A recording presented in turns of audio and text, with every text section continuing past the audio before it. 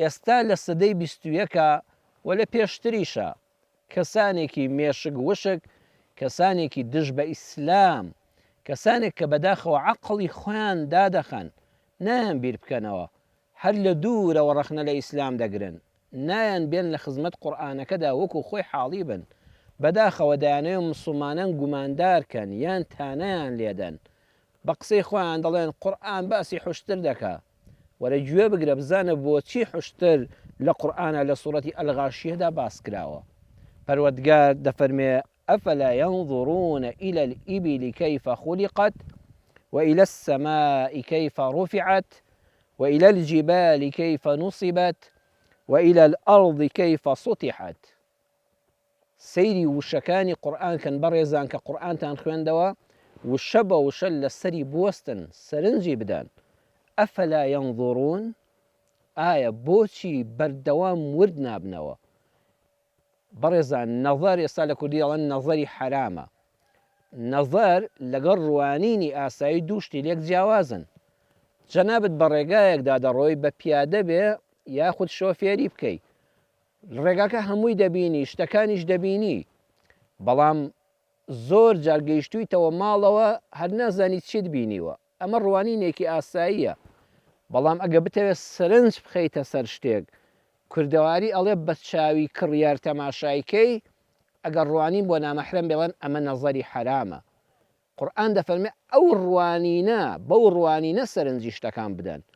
ئەکرێت تۆ بەردەوام سەیری ئاسمانت کرد بێ، سەیری دروستکراوەکانی خوات کردبێ، بەڵام بە تێڕوانینێکی ئاسایی نەخێر.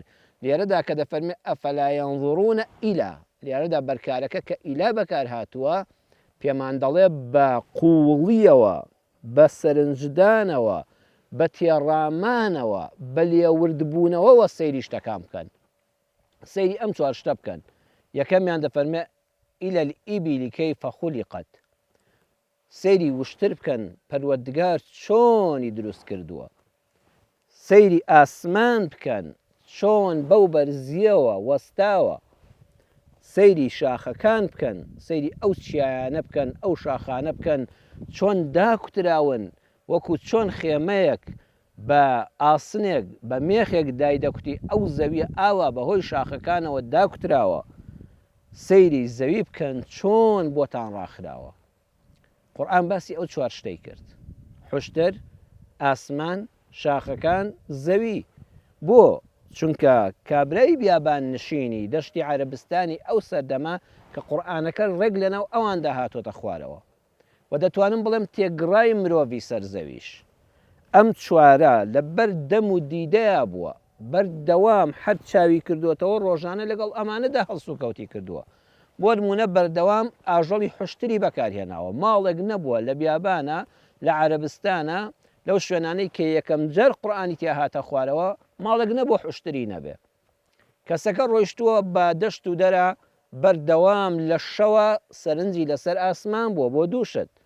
یەکەمیان بۆ ئەوەی ڕێگا ڕۆیشتنی خۆی بدۆزێتەوە بەهۆی ئەستێرەکانەوە، بەهۆی ئەستێرەکانی ئاسمانەوە زانیوێتی ڕێگای کاروانەکەی بەرەو کوێ دەڕوە، هەروەها بەهۆی ئەستێرەکانی ئاسمانەوە زانیوێتی شەو چەندی کاتماوە، چەنی ماوە بۆ بەری بەیان، چەند شەوی ڕۆیشتووە و چەنی کاتماوە، هەتا پێشینانی ئێمە باب و باپیرانی ئێمە سەردەمانێکی پێشتر 30-40 ساڵێک لەمەوبەر هەر بەهۆی ئەستێرەکانی ئاسمانەوە بیزەبت دەیانزانی سعات چەندی شەوە، ئەیانزانی چەنی ماوە بۆ نوێژی بەیانی لە سەربان هاوینان دەخەوتن، هەر سەریان بەرز دەکردەوە بە کۆ و بە تەرازوو بەو ئەستێرانەی کە دایان نابوو ئەیانزانی شەو چ کاتێکە و چەنی ماوە بۆ نوێژی بەیانی.